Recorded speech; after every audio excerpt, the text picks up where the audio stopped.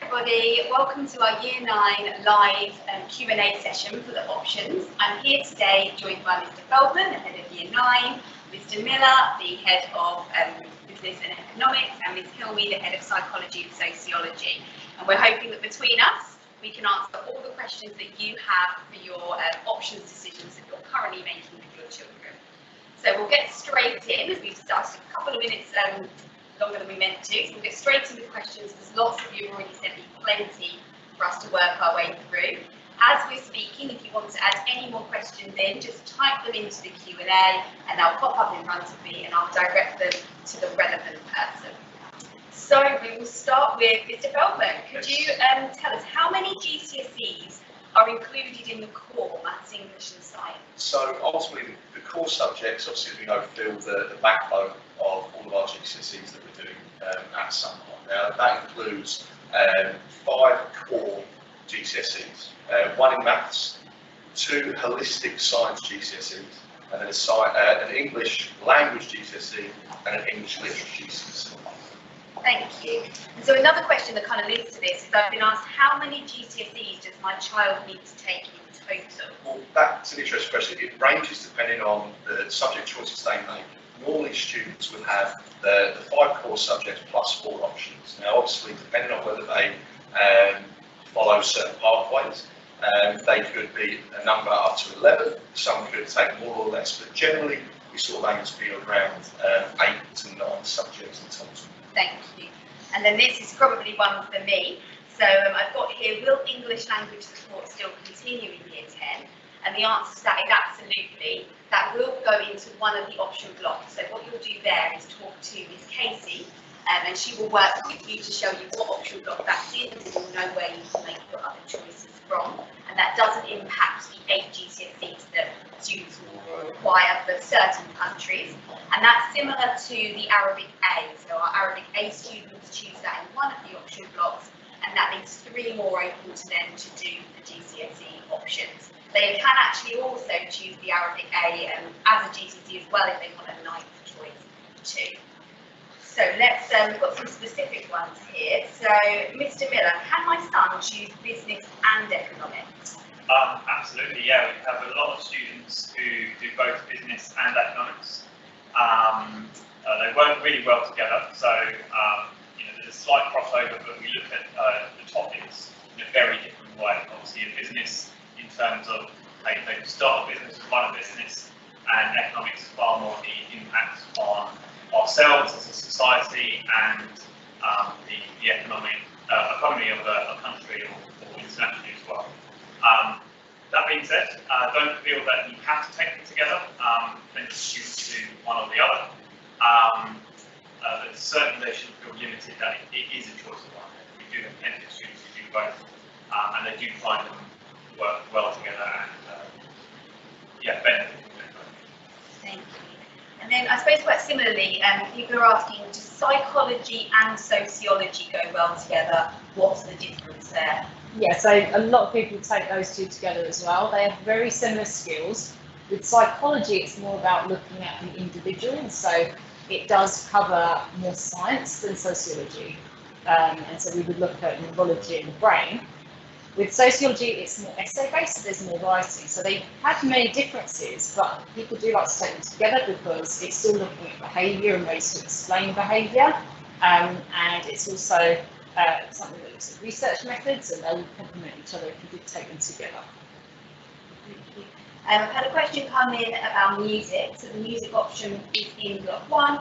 Could it be suitable for somebody that hasn't had any training or lessons before? Are the basics taught in class? So I'm your arts representative. You do have to be able to play an instrument. That is the requirement for the GCSE music. So you don't need to be of a professional level. Obviously it will be taught within that, but you do need to have an instrument, and that can be your voice to play in the GCSE. So what else? We've got so many questions coming through. So I've got here, this is a good one for you, Mr. Feldman. Can anyone pick triple science? Yeah, it's a very good question. So ultimately there is an option for the higher and foundation for triple science, but what we do encourage is students to be achieving within their Year 9 target grade and in unit assessments to be above a level 6 or 7, purely because the triple science ultimately means there's extra content that needs to learn beyond the standard double award science. One thing that's interesting to think about as well is if students are planning on doing science as a GCSE, but within that same option A block, there may be a clash. Our advice would be to think about maybe looking at that other option, because they can still pick up that triple science within, if they're in top set classes, and they can still access the A-level curriculum of biology, chemistry, or physics, or IB with the dual award that they got 7 anyway. So it's really an option for students that, if they really feel that they want to do extra lessons in science, it's 2 extra periods a week that covers to take up to 4, 6 or 7, I think it's 6, which would then mean they would equate the extra GCSE. But within that, we've already started the GCSE syllabus in Year 9 already. So by the end of Year 9, all students will have already done the first 2 units, or the first maybe 3 units in the GCSE syllabus. And then a more broad question's coming. Is it okay choosing options for personal interest rather than necessarily a professional career? Will it affect them in any way at the end of Year 11? Certainly, I think this is kind of, I've got a little anecdote to this in relation to it. When I was selecting my GCSE options, I was very keen to pick, I wanted, for some reason, decided I wanted to be a graphic designer. Without having the ability to draw, it presented quite difficult. So I selected art and graphics. Now, what we're really wanting to make sure is that during conversations that students have with their form tutor, with myself, and then hopefully with some SLT interviews, we can give those students that informed choice to direct them towards not necessarily a career aspiration subject, but we're looking to see they've got to do them for 2 years. They call them general certificates of secondary education for a reason. They open up a broad spectrum that they can then specialise as they go through to anyway. So my advice to any student would be to pick subjects that you enjoy rather than with a career in mind, because those pathways may change. Thank you. A couple of things for me. So I've got, what is the difference between A-levels and IB when it comes to GCSE choices? There isn't really a huge difference. I think the thing to think about with if you're going to do IB in the future is it is a holistic curriculum, so you are going to be doing a little bit of everything.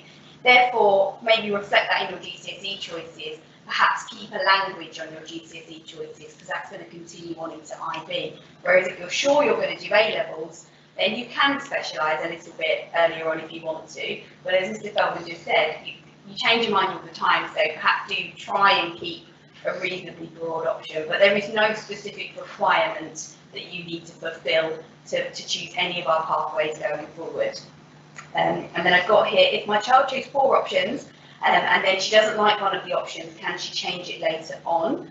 We have a bit of a 3-week policy. So September, they will be obviously beginning their new courses, and they have 3 weeks in which to change if they make those decisions quickly and they decide this is definitely not for me. After that, they've really lost the learning time that they've missed in that time to kind of continue with the course. So we would ask they make those decisions quickly, but yes, if they know straight away that this is not for them, then come and talk to us. Can I interject in that as well? As well as that, this is the reason why we start this process so much earlier within the Year 9 curriculum, just so that we can help support the students to make those right decisions before we set those into play into Year 10. So it's really important that those questions that students do have. Next week we'll have an opportunity for curriculum leaders will be coming into Year 9 tutor groups, visiting all of the different tutor rooms to discuss what happens in each particular subject and answer questions specific to the students. So if there are any particular questions that you want to deliver through your child, to ask those questions, that's an opportunity to do it, and please don't hesitate to continue to ask us so we can help to make that informed choice throughout. Thank you. So Mr. Miller, I've got here, is geography or history more useful in the field of business and economics? What do universities look for most? Would it be helpful for learning economics later on in IB? I'd say, if you have to choose either history or geography, I'd say there's probably more overlap with geography in business and economics. I'd allude a little bit to what Mr. Feldman said though. I wouldn't necessarily plan too far ahead in terms of university choices. I'd focus on things that you enjoy as well at this stage. I certainly don't think a university will be going this far back in terms of looking at GCSE choices. If you were going to study economics, for example, if you wanted to go ahead with that. But in terms of looking at those subjects, there's definitely some crossover with business and economics, with geography. I wouldn't say you'd have to do either or both to be successful in either business or economics. Yeah, I think following on from that as well, we encourage the children to really look at the kind of the assessment side of things and what they enjoy, and particularly at this stage, like you were saying, they don't need to worry about committing to a certain pathway yet, unless they have a real desire, they know exactly what they want to do, and there is a small percentage of our children that 100% know that is what they want to do, then by all means, you've got that chance to specialise, but you don't need to, so don't worry about, like you say, if you don't really want to do geography or history, you don't have to, you can do economics, and that's setting you up well for economics. I've got here, will resistant materials be an option for someone who wants to study architecture as a career path? Is it like DT? Yes, it is an option. We do resistant materials. That's one of the options within the option block. Students can take that within the option block, but it's not a requirement for them to do so.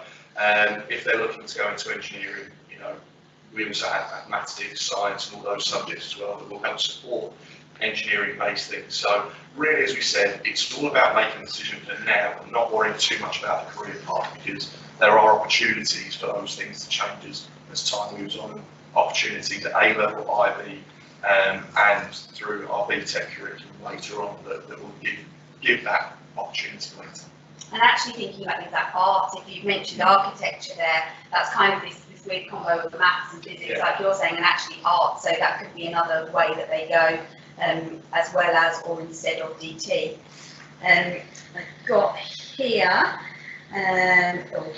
so can my daughter study art in the block D, which is art and textiles? I've actually been messaged this quite a lot from the students, yes, I maybe think it wasn't as clear on the option form as we thought it was, but yes, they absolutely can. So we have a pure art block, but we do also have a second art block that allows students to specialise in textiles. That doesn't mean they have to specialise in textiles. They can do the straight normal art, which will be going on in the other art block, but the textiles is in there for a small handful of students that want to do the art textile pathway. But don't worry, if you just want to do art, you will not be forced to do textiles within that block D, so you can still choose that. I've got here another one for you, Mr. Feldman. So my daughter doesn't want to do GCSE ICT. However, we feel it's important that she still learns the basic of software, Word, Excel, etc. Does the school support in developing those IT skills? Yeah, certainly. And I think with any subject that warrants coursework, so in particular English, there's a heavy use of things like Microsoft Word. So a number of those word processing skills will come through by use of that. We're also, as you know, bring your own device school, so we encourage students to use things like OneNote, their Teams portfolios, as well as using Word, Excel, and PowerPoint during presentations and whatnot. So yes, I think the ICT side of things is a lot more focused on the Excel use of programming. Not programming, more on Excel use than it is specifically to Word. So we do encourage students to use all of those programs, all those word processing programs throughout the curriculum anyway. Thank you. And then another one for you. We understand that the blocks are in options and divided into 4 blocks. What if the options that the students want to do not align with these blocks? I think that kind of alludes to where we discussed before. What we're trying to do is give that informed choice to support the student. Now, ultimately, with any curriculum constraints and in any school that follows the British curriculum, in any school I've worked at, there's always option blocks, and those option blocks really are focused for students. We get those options based on historical data of what's the most popular subject. We looked in our first option snapshot that the students took to see where the commonality was for the more popular subjects. So really, blocks that we have now are the set blocks that we're going to use, and hopefully what we can do, for instance, like Sylvia mentioned about with psychology and sociology running quite close together, if there is a crossover, then there are opportunities, because they are general certificates of education, to have that interlocal crossing, I would certainly say business and economics. So if there is a fear that the subject choices that are available don't fit those pathways, please discuss with us, and us as experts can help guide in the right direction to support you going forward. Thank you. Miss Hilmy, my daughter's going to be new to San Mark in September. She wants to take psychology, but she's not done it before. Will she be at a disadvantage for not having done it in her previous school? No, because nobody here has done it before. It's brand new to everybody in year 10. And even when it comes to A-level, some people haven't taken it before when they're studying A-level. And we always start the courses as if everybody's brand new and fresh to it. And obviously, if people read around the subject before and they're aware of the different perspectives and some key words and terms, that's great and that's an advantage. But absolutely, there's no need to have studied it before. Thank you.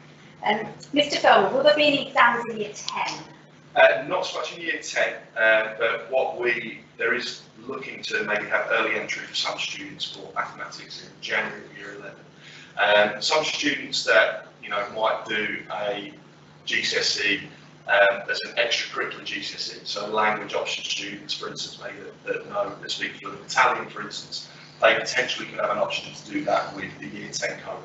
But really, all exams are focused into the final few months of the year. And that actually kind of answered another one that came down here was, can a student choose more than 4 options? Can they do more? They can't in the timetable of the day. It's completely full with all of the options that they choose. However, just like Mr. Feldman said, if they do happen to speak a language outside of school, they could sit that as an extra GCSE if they wanted to do like a self-study language. So we can facilitate the examination, but we wouldn't be teaching it within the school day. Mr. Miller, I've got here, what about students taking Vtec? How does the assessment there work? So Vtec is 100% coursework based, so there's no exams whatsoever. I'll kind of link into another common question I get asked at events like this in terms of the difference between Vtec and GCSE. In terms of business, they actually, over the course of the 2 years, they will learn pretty much exactly the same content. So, the basics of business and marketing, finance, HR, they just get assessed in a very different way. And whereas GCSE gets assessed by your traditional exams, Vtec will get assessed by a variety of different coursework-led assignments. So they might be things like doing business reports, they might be, we've done writing magazines before, business magazines, recording podcasts, all sorts of different ways in which we will assess them in that knowledge. So it's a lot more practical, a lot more hands-on. They don't have to sit exams, but at the end of the day, they've actually learnt the same content as they would have done if they were to have done a GCSE. It's just the assessment is different. Okay, I've got here, probably for me, is there GCSE Arabic B as an option? There is. It's not in the option blocks because we offer that to all of the children in year 11. So you won't see that there in the blocks, but whether they are an Arabic B child now or an Arabic A child, they will get the opportunity to take either in year 11 as GCSEs, and that would be something that we talk to them about towards the end of year 10. So yes, it is there, it's just not in the option blocks that they need to choose from right now. Okay, let's see, we've got some more. Is there a significant difference between IGCSE and GCSEs? Is something that a parent or child needs to be aware of? Holistically not. They are relatively the same in terms of awards to what we have. It just might be that, for instance, in English language, the English department chose to follow the international GCSE, purely because the original English GCSE or British GCSE would focus on British texts, for instance, in English. So with us being an international school, some subjects have chosen to do the international GCSE.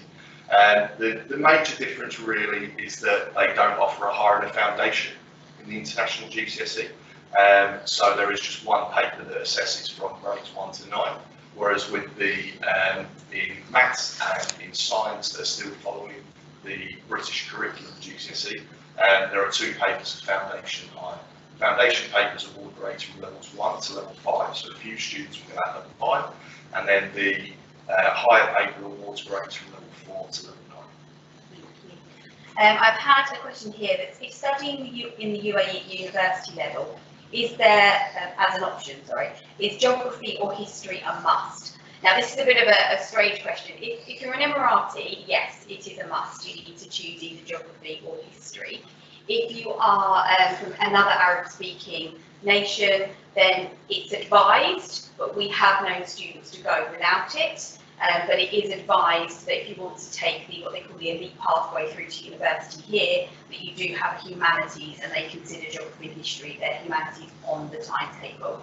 So I would advise it just to kind of cover your bases in case, but we've always kind of known exceptions to the rule as well, so it's difficult to commit on that one, but that is advice.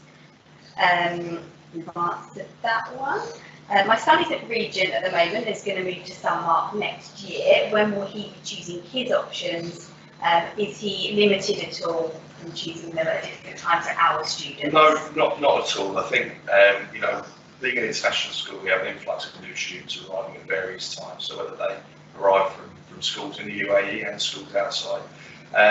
If further into the curriculum that they are studying, for instance, at a different school, for instance at Regent, at GCSE, and they are in year 10, we would want them to follow that same pathway. However, moving into year 10, when we sign up when you go through the processing, we will ask for those GCSE options at that point. So no, there is no benefit or negative from joining later in terms of the options process.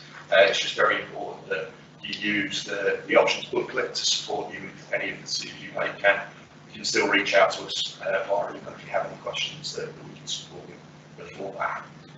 Thank you. I've got here, when do students decide on A-level or IB or Vtec? Is it dependent on the target universities? No, that all happens in year 11, so at a very similar time now, but in year 11, you'll be going through a very similar process where you'll be invited in, your students and your children will have taster sessions with their year 11 teachers. They've just had a market stall where they've gone around and asked lots of questions, and the head of sixth form will go through all the different pathways. So that process will begin for them at the beginning of year 11, and they will then have those conversations just like we are now, answer as many questions as we can, and try and help you make that informed decision. So very similar process. Right, I've got a specific business one here. What is the difference between the GCSE and the Vtec business? So I kind of touched on that a bit earlier. I'd say it's really just down to the assessment. So as I said, it's 100% assessment in Vtec, 100% your traditional written exam in GCSE. So if perhaps you are not a fan of exams, then I'd say Vtec might be the way to go, or if you just want to maybe have a few less exams at the end of year 11, then maybe, again, Vtec might be a nicer option to you. What I would say is that with Vtec, they get assessed right from the word go. So the first unit is done in the first term, they'll complete all of their work for that first unit, and that counts towards their overall grade. So whereas GCSE, you're building up to your final exams at the end of year 11, with Vtec in year 10 and 11, you're building up a portfolio of evidence. So the work you're doing throughout will count. So it's really important that if you choose Vtec, you hit the ground running right from the start, because everything will count. I've got a similar question to something I've had, but I will respond again in case anybody's joined us since. So as an Arabic A student, they'll be taking 3 options. Will this affect their acceptance into college? No, it won't affect their acceptance into college, because what you need for the maximum requirement you will need is 8. And our students will get 8 even with only 3 option subjects. So they'll get 5 through the core plus 3 option subjects, which is 8. And then on top of that, there's also the added triple science potential and the potential for the further maths, and also the Arabic GCSE. So they could go as far as 11, but it will not stop their university acceptance at all. I've got here, if a child is currently taking a higher level in a subject, but they want to go to can they go to a foundation in year 10? Would this help them get better grades? So in a lot of subjects, we often wait till year 11 before we make the decision whether a student seeks higher or foundation. Purely because there's a lot of development phase that happens within that final year. A lot of exam practice is focused on, which really could depend on whether or not a student succeeds more with a particular subject in particular science. So we often leave that decision till a later stage. In maths, students will move fluidly between different levels, depending on their success criteria. And the same in English. With English being an IGCSE, there is only one paper as the option. So students will sit the single paper for English language and English literature. We may have discussions later on about English literature being a subject that doesn't fit the core, but the majority of students, I'd say 99% of our students will sit those 5 core GCSEs, which we can decide with higher foundation in maths and science at a very later stage. Thank you. So Miss Hilmy, what would the impact be of choosing a GCSE subject but then not continuing on with it in year 12? So for example, they're thinking of taking sociology, but they're not sure that that's something they want to carry on further. So I think the good thing about sociology and also psychology is it seems to be very much enjoyed by the students here, and they tend to do very well in subjects that they enjoy. It's also quite a broad subject, so sociology and psychology, they've got lots of skills that they can apply to other subjects as well, so it's good preparation for any of the A-levels that they might take in the future. And it also looks very good on their list of qualifications because it shows they've got a broad understanding of different areas of the curriculum, and it certainly wouldn't stop them from choosing any A-levels that they want to take in the future. Thank you. I've got here, can I take Vtec subjects in combination with GCSEs? Is that going to have any impact on my A-level or IB or Vtec options in the future? No, I believe it won't. I think you're probably best to answer that one. I think it's young, but certainly no, I don't think there is no impact. We actually offer a combination. We try to make sure that the relevant GCSEs, so for instance Vtec Media and Media GCSE are in different option blocks. Don't think they can take those two at the same time. No, we'd never encourage them to take the same course, the same subject in different courses. So when we have business GCSE and Vtec, media GCSE and Vtec, we'd never encourage you to do both of them. But there's nothing wrong with doing a combination of Vtecs and GCSEs. So I think I meant they're in the same block, aren't they? Oh, sorry. No, they are in. They're a bit. I think because we're so popular, we're in all the blocks. So, so yeah.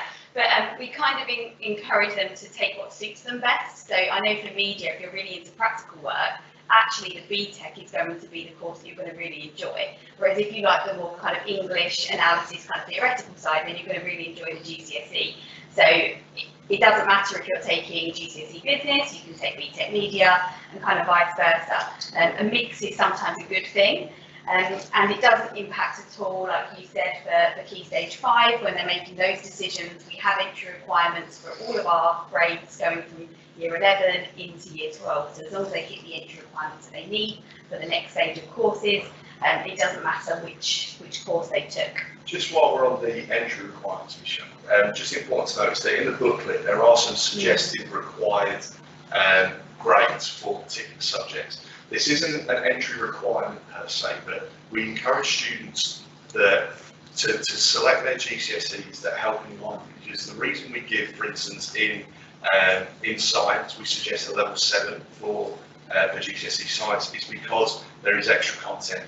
For instance, same with economics, I'm sure Mr. Miller will confirm that, it's quite maths heavy. So if you're not getting a higher level in maths, you might struggle with the economic side of things. So these are suggested levels. They aren't levels we set as a required limit, but we would suggest to have a look at those entry requirements. If you do have any questions, please discuss with us, and we can support that to give you more information if you need.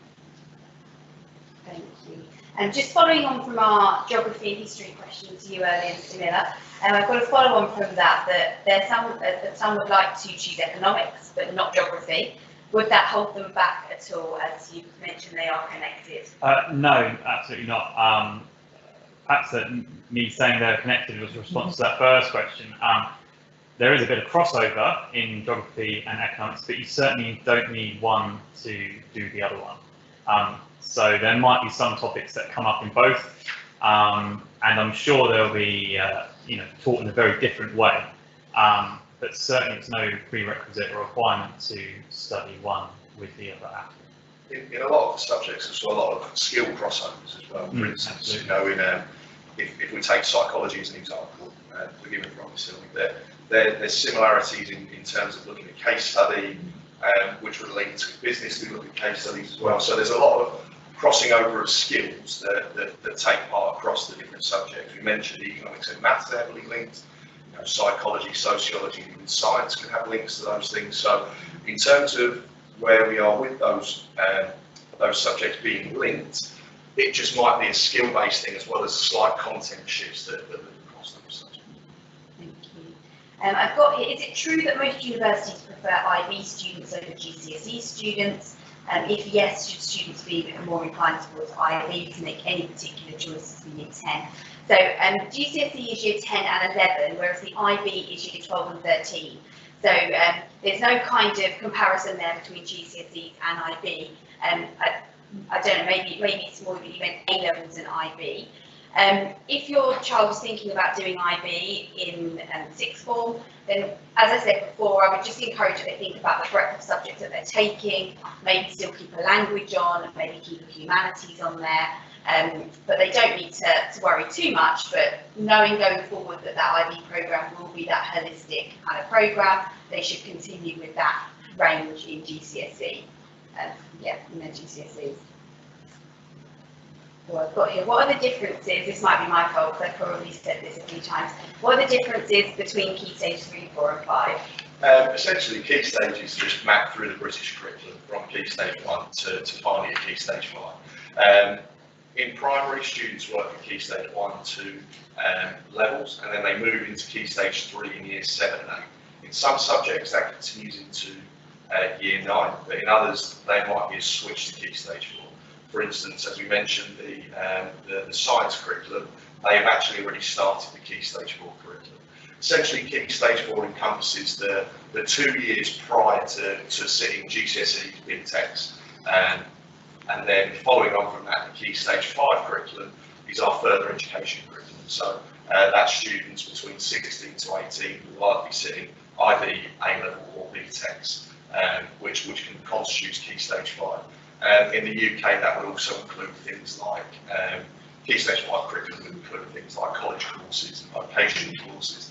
They may sit there. Unfortunately, UAE, that isn't really an option to sit vocational courses like electricians, plumbing, all those sort of things. And then further on from Key Stage 5, we'll just move into further education, which would be higher national diplomas, foundation degrees. Thank you. And then a science question for you again. So in the booklet, it mentions that triple science should be chosen if a child wants to carry on science into a more academic field. If students need to take physics high level, is IB triple science, sorry, physics high level in IB, is triple science a requirement? No, I wouldn't say it is. I think actually more so that as we mentioned, it's just an extra amount of content that students will learn within their GCSE. It's still a linear pathway. There are still 7 or 8 modules per GCSE for for biology, chemistry and physics. There's just extra content in each of those. For instance, in one of the biology modules, students who sit dual award won't have to study the eye and brain, whereas triple award students will include that content. In terms of how that impacts to A level, the skills they require at dual award, so that's the normal GCSE, and triple would give them still the same skill basis to do A levels and IB science, either way with dual award. Thank you. And then more science questions for you. Is physics compulsory in year 10 and 11, and are there any other compulsory subjects? Yeah, so in terms of the dual award, it offers a holistic GCSE. So students will study biology, chemistry and physics, and they will sit 2 papers in each of those subjects. So a total of 6 papers at GCSE. Each paper is an hour and 15 minutes for the dual award, but then that gives them the combination of all the content rewards 2 holistic GCSEs in science. So they could have science 7-7, science 7-8. Now, obviously, if they're flying high in biology and chemistry and physics is slightly lower, then that might even out that tilt for dual award. For triple award students, they will receive an individual GCSE in biology, 1 in chemistry, 1 in physics. Now, because there's that extra content that covers with the triple award, that added GCSE means that each paper, the 6 papers, each paper is an hour and 45 minutes, so it's an hour and 45 across the 6. But that extra content, that extra time for the exam warrants that extra GCSE, which means it becomes individual rather than holistic across the subject. Thank you. The sociology question, could you just tell us a little bit more information about what that is and what they can go on to study if they choose sociology at GCSE? Okay, so sociology is a new subject at GCSE. It's the study of human behaviour in society, so it tends to look at behaviour in terms of groups. So quite often we would look at social class and gender and ethnicity and see how our behaviour can be affected in society and different institutions within society. So there is some links to politics, and we look at current world issues, and a lot of it is about linking it back to British society, but it is about the world in general. We look at things like globalisation as well. So it's a very broad subject. It's very current and relevant. Lots of discussion involved in sociology as well, because there's of course different opinions as to why people would behave in different ways. So for example, we study topics like the education system, and we look at crime and deviance. And so we might look at why certain individuals are more likely to be convicted of crimes, for example, or why they're more likely to be given harsher sentences when it comes to how they're treated in courts and prisons. And we look at trends of behaviour as well. So it is a really broad subject, and many of our students find it really interesting and they do really, really well in it. It is an essay-based subject as well, so it would develop your essay writing skills. And so you can apply that to a number of other different subjects, history, English, etc. But as I said, I think it's best if you think that you're going to enjoy a subject to select that subject, because you're more likely to do well in it. And this gives you a broad range of skills if you do take sociology. And I would say as well, like look at the entry requirement guidelines, because it will give you a good indicator as to how the subjects are going to be assessed. So sociology, I think the guidelines are linked to English, because it's an English-based subject, whereas psychology is linked, I think, to maths and science. And so do have a look at those, because sometimes students can misunderstand maybe where the links are to other areas of the curriculum, and those requirements will help them to understand, actually, oh, I don't really like maths, so maybe psychology is not for me, or maybe it's sociology that I should give a go. So just get them to check that out, because that will also help to direct them in the right way. And Mr. Feldman, would parents or students be able to meet with teachers to discuss the best selection if they're still unsure after today's meeting? Yeah, certainly. Obviously, at the moment, the KHDA requirements restrict us from having face-to-face meetings or having larger groups. So it may be best in the immediate instance to send an email to that particular subject teacher to have a direct conversation. Those messages can be sent directly to myself as well, and I can forward those on to those subject teachers to get in contact. But certainly I would advocate any students be having those conversations with their subject teachers, whether it's within the allotted 3 days that we have next week of the subject drop-ins, or whether it's even just speaking to their subject teacher for some advice on how to do within that subject. I've got, would you suggest children to take at least one foreign language subject, or is it not necessary? This is really individualised, depending on kind of what you want to do in the future, or if you're unsure. All of our students will obviously be taking Arabic forward, and so that can be their option for their language if they choose to take that at GCSE. They also have the option to do French or Spanish. They don't have to do either, they can do both. If they want to do IB in the future and they're quite sure of that, or they want to keep that option open, then do consider carrying on one of those languages. And like I say, that could be Arabic, Spanish, or French.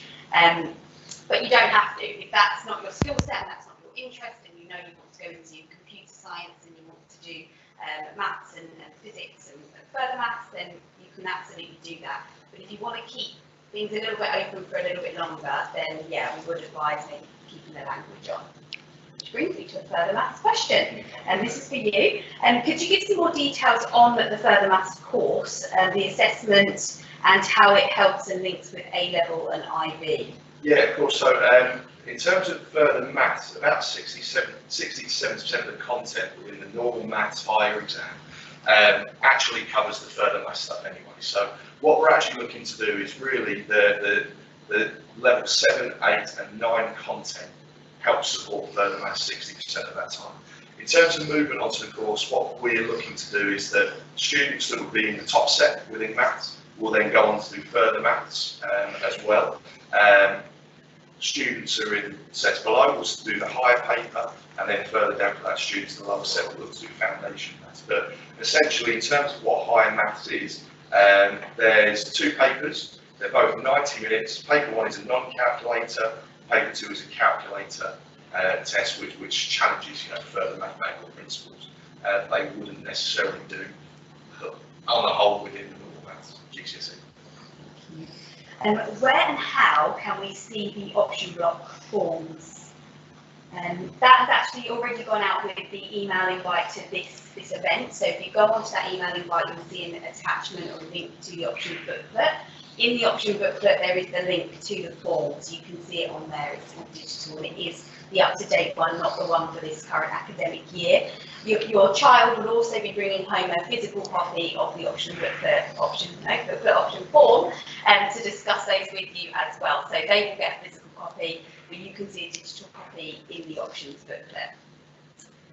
Okay, we're getting towards the end. Sorry, did you? No, I was just going to say, yeah, no, I have. Just in terms of that options process, we're looking to finalise that by the end of February. So we are opening the process from today. If students have a firm belief that they want to do those particular subjects, feel free to hand that form in now. It needs to be handed as a physical copy to myself, Michelle, and the tutor, which we passed on to Michelle. However, my advice would be to sit on it for a bit, have those discussions, wait for those information talks that you're going to have next week, and maybe possibly after half term we want to complete that cycle where everyone's handed that in at the end of February, I think you said, didn't you, Michelle? 21st of February, 21st yeah, so they're due in after the half-term break. Yeah. So if you're sure, get them in before the break. If you're not, then take that time, like Sarah's saying, to really go through it and discuss it during the half-term and make those choices. And nothing is set in stone, though. Once they come in, we'll review them, and then we'll make sure we meet every child individually to kind of check, have they looked at the entry requirements? Are they sure this is the right thing for them? They can air any concerns they've got, and then we'll kind of lock it in from there. Mr. Miller, so from the discussions that have been happening already today, it seems that Vtec business is more practical and hands-on and project-based than the GCSE. Is the GCSE more theoretical as well? I wouldn't say so. No, as I said, you end up learning most of the same content whether you do Vtec or GCSE, just learn them in a slightly different way. You're right in terms of Vtec's more practical and more hands-on. It's just the way that we assess GCSE is different. It's more your traditional exam that we'll have at the end of year 11. They'll do 2 papers. Still, that doesn't mean there's no time to, or there's still opportunities to have some form of practicality in the GCSE as well. We often do project work and get them to maybe start their own business or put a marketing plan in place of a chosen business. So it's not all sort of study from books or anything like that, far from it. It's just that assessment at the end. Yeah, it's the differentiation. Thank you. Ms. Hilmy, does psychology also involve essays? So psychology does, but they're shorter than sociology essays. So they're 9 marks is the longest, so they're actually called extended answers by the exam board. But they are structured in a similar way, so we would have a short introduction, your main body, and a short conclusion. But they're not pages and pages long in psychology. The exam does have some of those extended answers, but also short answer questions as well, so it's a bit of a mix. Thank you. I've got, can we elaborate a little on the food tech curriculum? No, So it's food, nutrition and preparation. So it's kind of in 2 halves. You've got the practical side of it where your coursework will be about actually designing and coming up with a menu and leading to a brief. So that's kind of your practical element. But the theoretical element is a lot more kind of biology and science based. It's about nutrition. It's about kind of scientific nutritional value to foods and the kind of makeup there. I won't pretend to be an expert, I'm not, but I know the basics of the course. If you are interested in the food course, then Ms. Hadfield is the best person to speak to, but she knows it inside out and she'll be able to sit down with your child and tell you all about it. As well as that, the breakdown is in the options booklet as well. We've also got, is Arabic B a compulsory GCSE? No, not at all. It's not compulsory for anybody. The ministry Arabic is compulsory, and that's Arabic B through to the end of year 10 and Arabic A through to the end of year 13. They're the compulsory elements, but we will give the option for our year 11 students to take the GCSE if they want to do that as an extra GCSE. So I think we're kind of running towards the end. Can parents and students see which courses are being taken and most popular, I think is what's meant by that. That you can't see it live, but you can tell by our option blocks which are the most popular subjects. You'll notice that psychology, business and media are in quite a lot of the option blocks. They're there because most of the children choose them, so that's why they're there. Options where there's only kind of one, so food tech might be one, electronics might be another. That's because it is normally quite a niche group of students who are really, really into that subject that take it. So you can kind of tell by looking at the way we design the option blocks. It's done by first asking the children what they're thinking of doing, and then we kind of go from there, and you can see kind of where the popularity is. But no, we don't have like a live tally that we would share with the children, because we don't want the children to make their decisions based on what their friends are taking. We really want them to make the decision for themselves and what's best for what they want to do in the future. Is it possible to have all these answers in a FAQ document? I don't think we could type it up. I'm not sure if there's an option on here, but I think I believe we're recording this, and so we would be able to share the recording with everybody and for anybody who missed the event afterwards. And is there an option that the students can see themselves or have classes and taster classes to see if they like their options? Yeah, they've already had some taster sessions. They've had 2 each already. We're looking to maybe do another round of taster sessions a bit closer to the climax of the option process, and even maybe after the options are in, and then before we have the SLT, so single leadership discussions with students. We may add a few more options once they're cemented. But we have already had a number of tasters within subjects that are new subjects to students this year. So not tasters in maths, English, science, humanities, in terms of geography and history, and languages, because they already do those at Key Stage 3. But it was certainly more for subjects like economics, business, sociology, psychology, and things like that, media, that they may never visited prior to the Key Stage 4 curriculum. And would there be an opportunity for the students to talk to other students about their experiences? Yeah, definitely. That's something I'm encouraging students to do within student time. We've just recently had our second snapshot. The whole point of that second snapshot was to encourage conversation between each other, between them and their tutor, between them and me, to allow them to start making, as we said, that informed choice. And that's it's a line that I'm sure the students are getting very frustrated with hearing that term, and we want to make sure they have the informed choice, and that's whether that's speaking to each other, speaking to teachers, parents, parents speaking to us, and so on. So yes, we do encourage students to discuss those with each other, but as Ms. Young already mentioned, please don't select your subject choices just because, one, you like the teacher who might be teaching you now, because that teacher may not be with us for 2 years. You may have a different subject teacher for that next year based on timetabling. And secondly, don't select a subject just because your friends are doing it. You've got to think about what you want to do to enjoy that subject in the future. And unfortunately, having your friends on that course might be a nice thing, but it might not be the best option for you. So we please have those discussions, but don't just choose an option because your friend or your favourite teacher is doing that subject. And just to clarify, I think about seeing the option, no, you won't be able to see what other people have chosen. Obviously our students talk to each other and they kind of tell each other what they're choosing, but it's not something that we would publicise what other people are selecting, so that isn't something we do. But we can definitely speak to the individual child if they want to discuss kind of what they might want to do, and maybe they're not sure what to pick with what they want to do in the future, or they have no idea what they want to do in the future, then we can talk to them. And also we have Ms. Singh, who's our career counsellor, who will always meet with any of the children to discuss the pathways. I've had a question here about the ABR SM piano exams. Can they be used for credit in year 12 and 13? No, they can't. That is just for university applications. They can put them on their university applications, but they won't gain them any credit specifically towards year 12 or 13 examinations. And is further maths chosen by the student, or does the school decide based on grades? The school decides. So during the year, students will sit similar in most subjects. They'll sit end of unit end topic tests, which may determine whether or not we decide to put them through for further maths or not. But yes, it's firmly a school's decision.